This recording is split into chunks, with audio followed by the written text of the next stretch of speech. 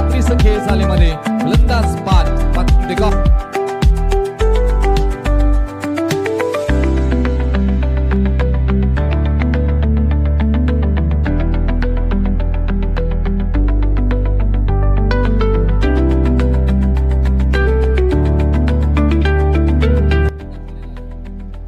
या स्पर्धेतील डेफिनेटली आले आहे जोरदार टाळ्या झाल्या पाहिजे।